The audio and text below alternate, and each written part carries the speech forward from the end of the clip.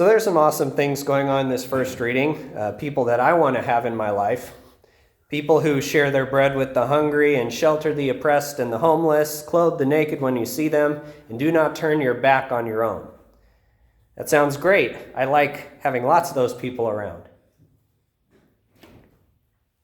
But the Lord is calling, I think, specifically us to be those people.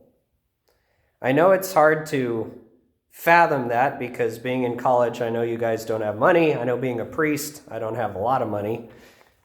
But at the same time, Christ calls us in the gospel today to be salt and light.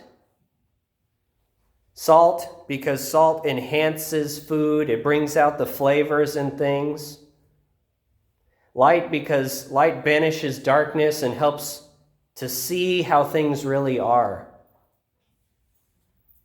And so I think we're being called in a very powerful way by these readings to be salt and light, of course, but to also be the ones to share our bread with the hungry and shelter the oppressed and the homeless and do all of these amazingly beautiful things.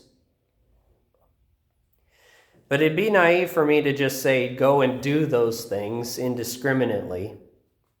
Because I know, at least for myself, there's a difficulty when it comes to actually trying to help those in need and those who are poor and those who are suffering.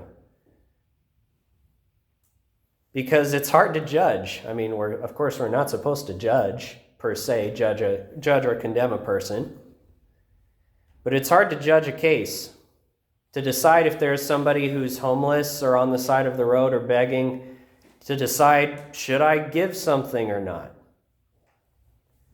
The tendency, I think, for us might be to give to an organization who can do all of this stuff, like Catholic Relief Services or whomever. And that's good. I think we should give to those kinds of organizations because they do good jobs.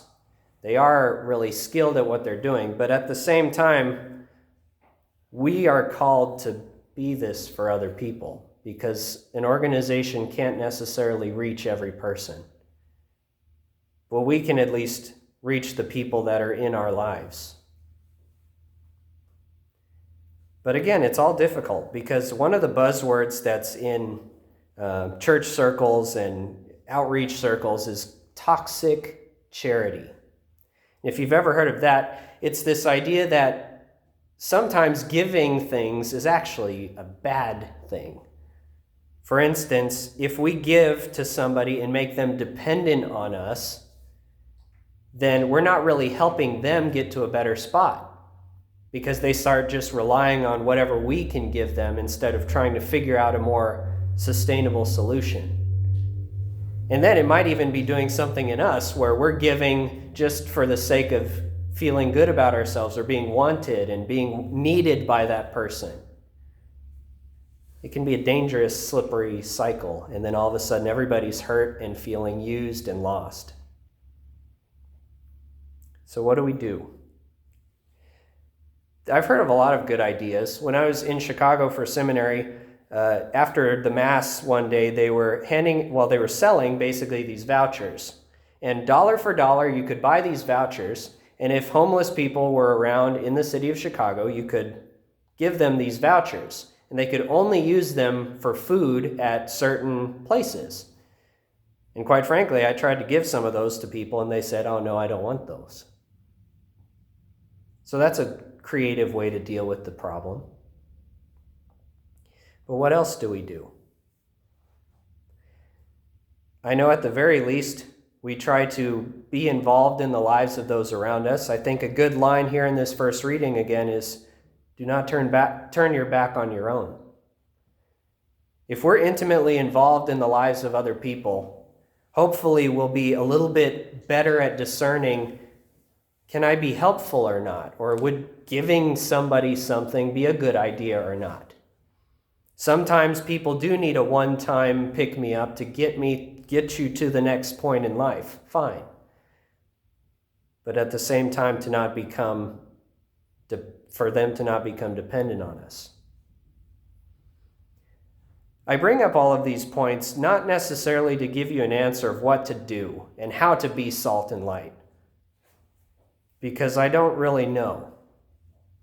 It's something I struggle with in my own self. But maybe you guys have ideas. Maybe you've been wrestling with this same thought and these same realities. How can I actually be helpful and not just get used or not make people dependent on me? And if you have ideas, then maybe we should try to implement them. It's worth a shot. Because this is difficult.